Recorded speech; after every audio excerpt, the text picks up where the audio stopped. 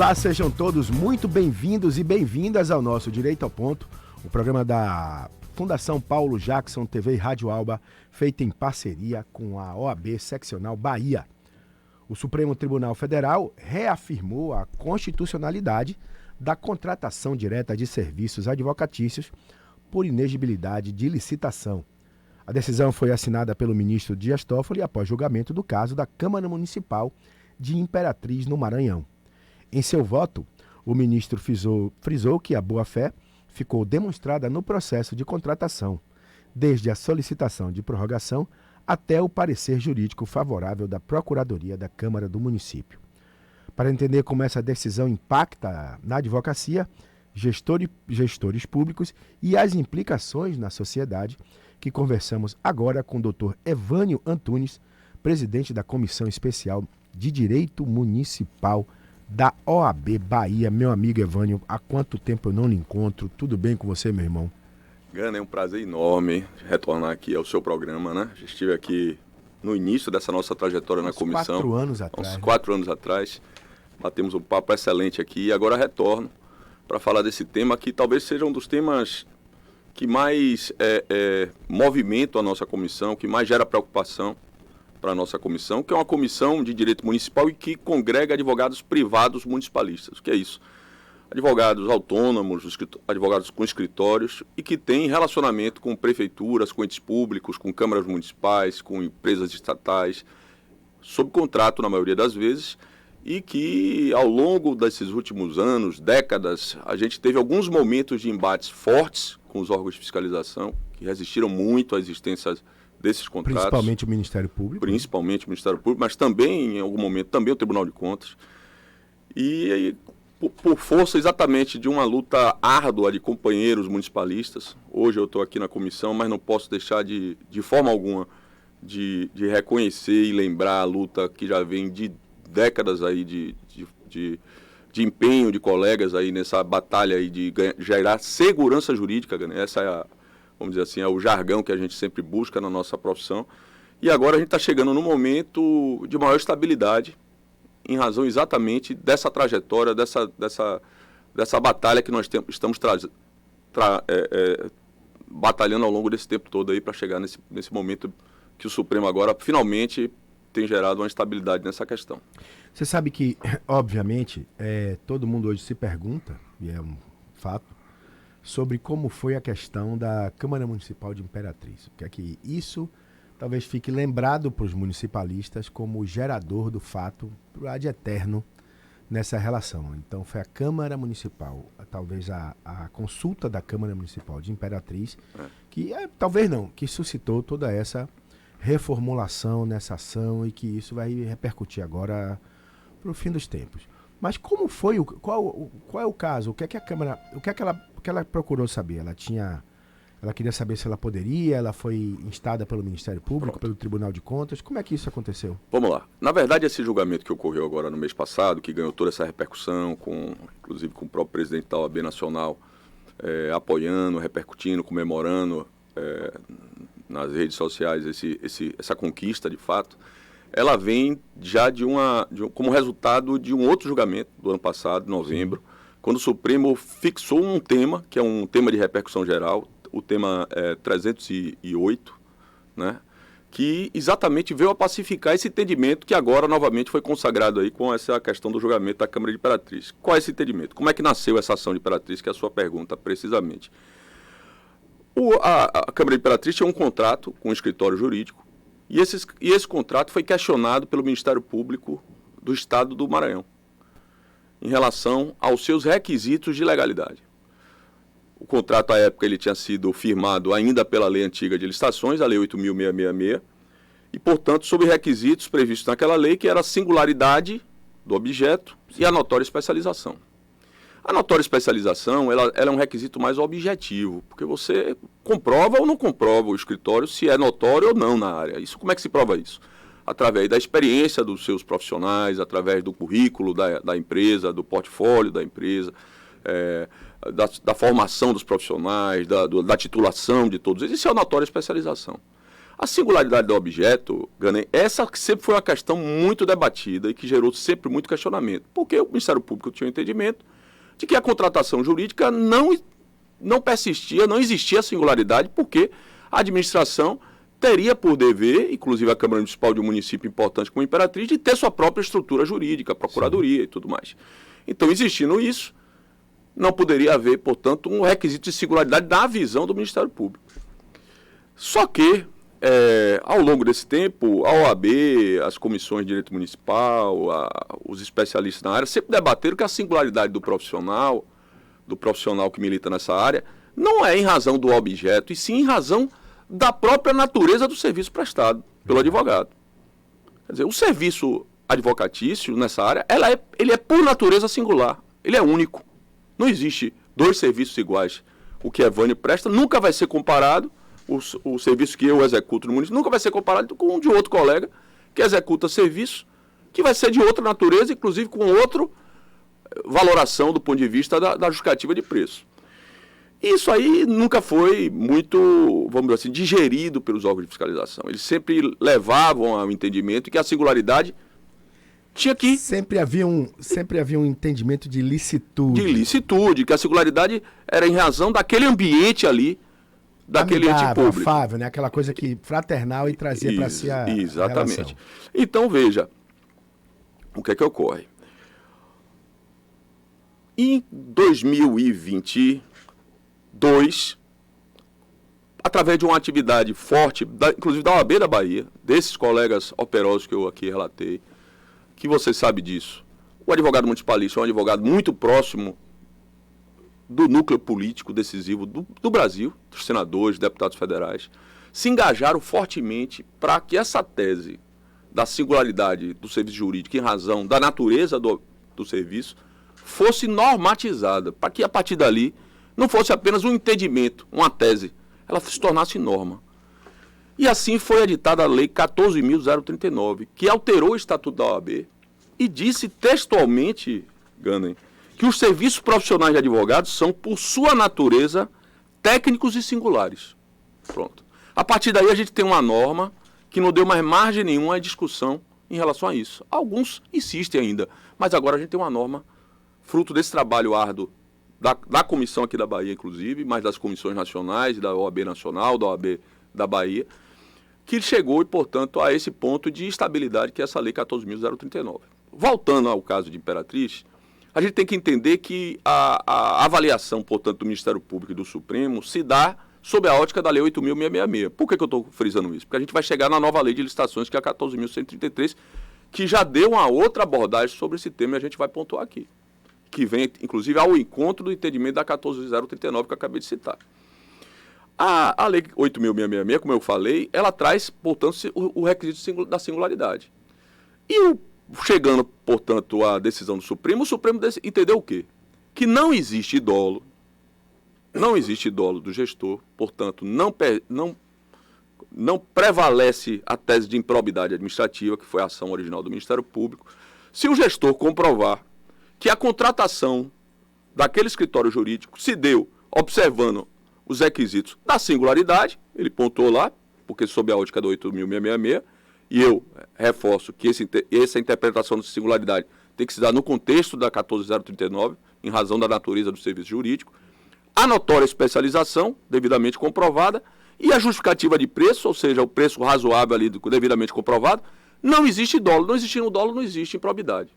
Essa é a tese do Supremo, que é a tese 309, que, de repercussão geral, que, portanto, trouxe uma estabilidade, porque as inúmeras ações de serviço público que ainda existem, correndo Brasil afora, inclusive na Bahia, contra escritórios de advocacia e gestores, né? Nesse ponto aí, gestores e advogados.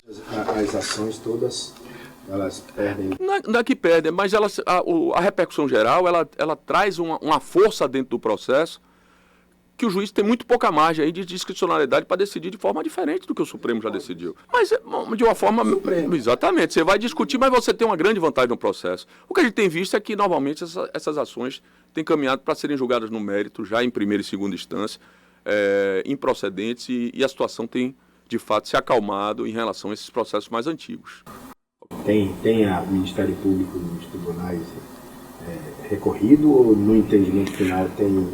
Eu vou trazer aqui um pouquinho, então, para você a lógica do que trouxe a nova Lei 14.133 e como o Ministério Público da Bahia e o Ministério Público da Bahia e o Tribunal de Contas reagiram a essa nova lei. O que é que a lei trouxe? A gente já falou aqui que a notória especialização ninguém discute. Você não vai contratar por inexigibilidade de licitação, ou seja, afastando a licitação, um profissional recém-formado. Esse aí você tem outros meios, inclusive o próprio concurso público, para investi-lo na administração pública. Mas o profissional experiente, notório, especialista, você sempre teve a possibilidade de contratar por inexigibilidade de licitação. A grande discussão, a gente já falou aqui, e a 14.039 nos ajudou em relação a isso, era a questão da singularidade. O que é que veio a nova lei de licitação e fez? Afastou o requisito da singularidade, não existe mais. Só persiste o requisito da notória especialização. Isso foi uma coisa espetacular, porque sempre a discussão girava, como eu falei, de forma mais polêmica em cima desse requisito da singularidade. No que a gente avançou para esse ponto aí, de pacificar, afastando o requisito da singularidade, o próprio Ministério Público da Bahia, isso aí foi uma coisa muito, muito importante, editou uma nota técnica de número 01/2024 do CAOPAN, que é a Coordenação de Apoio às Promotorias de Probidade Administrativa, em que ele definiu claramente que os contratos havidos novos, a partir da Lei 14.133, que é a lei vigente de licitações, só vai ser observado o requisito da notória especialização, não se discute mais a singularidade. Então a gente, de fato, vê hoje uma estabilidade desses contratos se comprovar a notória especialização. E os contratos antigos da 8.666, eles ainda persistiram na discussão de avaliar ou não a licitude desses contratos, mas depois, inclusive, um aditivo a essa nota técnica do CAOPAN veio a dizer exatamente que a intenção não seria abrir novas frentes de investigação em relação a esses contratos, muito pelo contrário, inclusive em face desse entendimento, desse tema do Supremo Tribunal Federal, o tema 309, né, que é a repercussão geral que a gente tratou aí, o próprio Ministério Público recomenda que não se dê seguimento a procedimento desse tipo. Por quê? Porque isso vai trazer desgaste para o Ministério Público, desgaste para os advogados, custo para o próprio judiciário, e a má-fé não vai ficar comprovada, porque eu já falei aqui, se você demonstrar a notória especialização e a singularidade com a 14.039 em razão da natureza do serviço, não existe dolo, não existe improbidade. Então, para que se manter discussões jurídicas totalmente infrutíferas, se ao final já tem um entendimento. Você já tem um entendimento. Então, o próprio Ministério Público, Ana, entenda, através dessa nota técnica que circulou por todas as promotorias do interior, recomendam essa debreada, vamos dizer assim. Avaliem com muito cuidado, caso a caso. Avalie e extinga-se. Exatamente. Então, assim, a gente deu um passo importante em relação a essa questão aí. Eu vou ao intervalo comercial já, e eu estou conversando aqui com o doutor Evânio Antunes, presidente da Comissão Especial do Direito Municipal da OAB Bahia. Estamos falando aqui sobre a validade da contratação direta de serviços advocatícios por entes públicos. A gente vai ao intervalo comercial e volta já.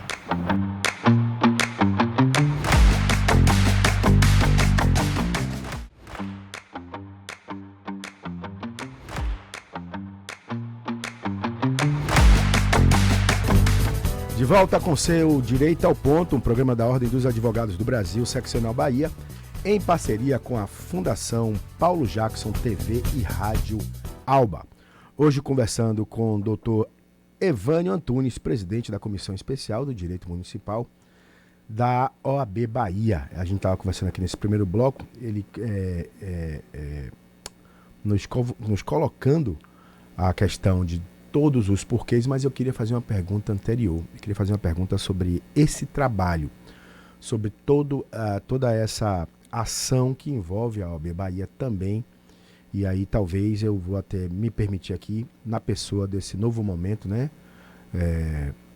Farol e lastro, que é nosso querido presidente, eterno presidente Luiz Viana, vindo para cá com o Fabrício e com a Daniela.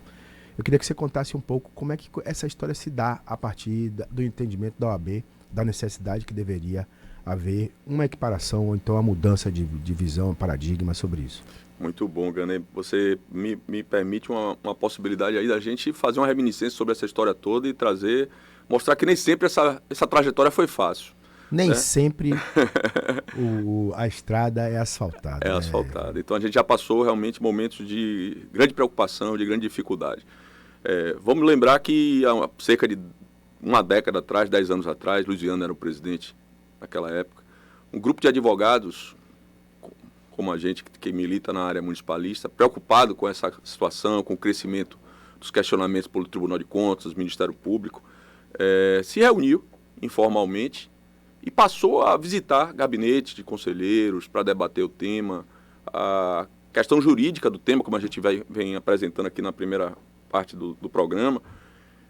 Isso foi taxado à época por alguns membros do tribunal, felizmente aposentados, como lobby dos advogados.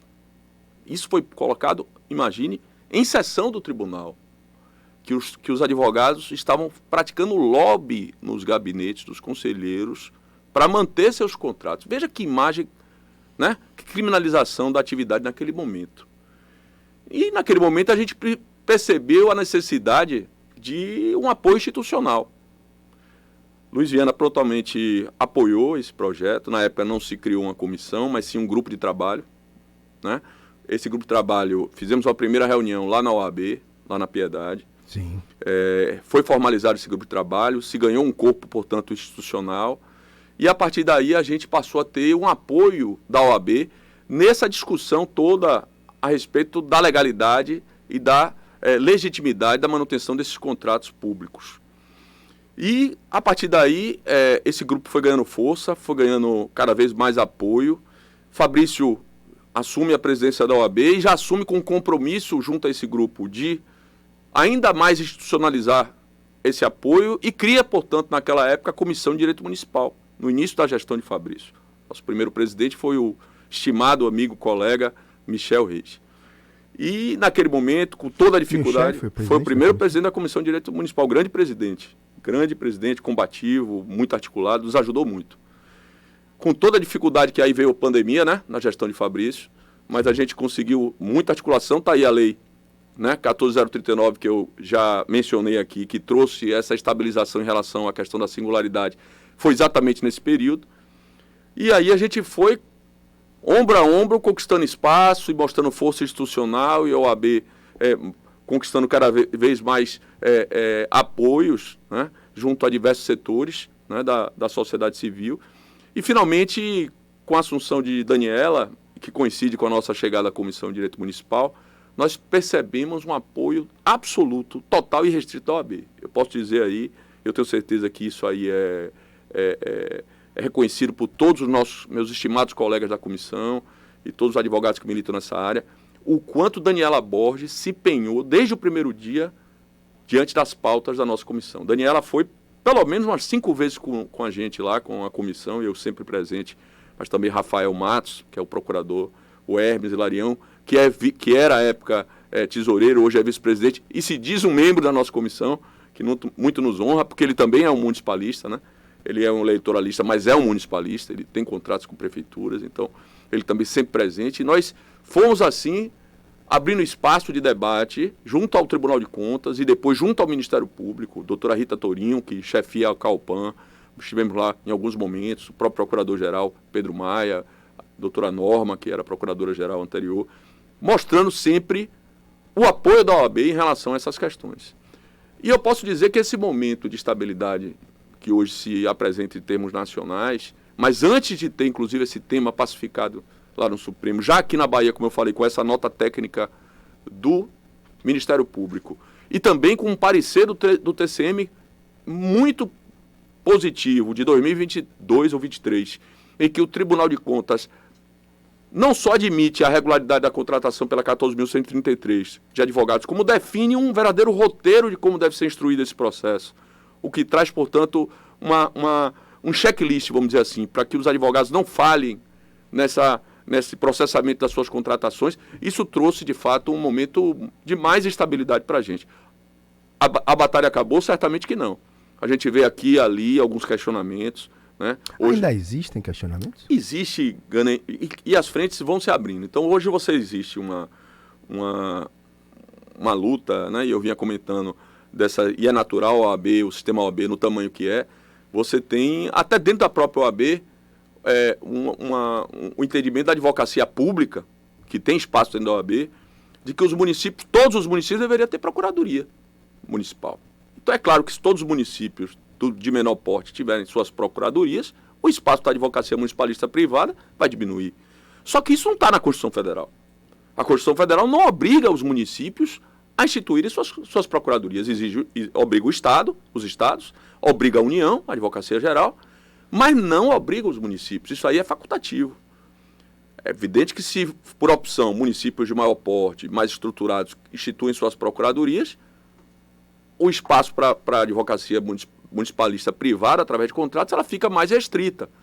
Mas os municípios de menor porte, que a gente conhece muito bem, e você também, Gane, pela sua vivência aí do meio público, não tem estrutura para se criar uma procuradoria, né, com um conjunto de procuradores de carreira orçamentária. Então, assim, a atividade de um contrato de uma prefeitura menor porte, que novamente tem um contrato apenas de uma prefeitura dessa, você faz absolutamente todas as demandas jurídicas dentro daquela prefeitura. Num contrato que talvez não chegue a metade, ou talvez que chegue ao valor de um salário de um procurador, né? De um único procurador. Então, assim, do ponto de vista da economicidade, do ponto de vista da legalidade, não existe realmente a obrigatoriedade. Então, existe hoje uma pressão, inclusive, para que se mude esse entendimento, para que os municípios instituam procuradorias, mas isso, como eu disse, não está na Constituição.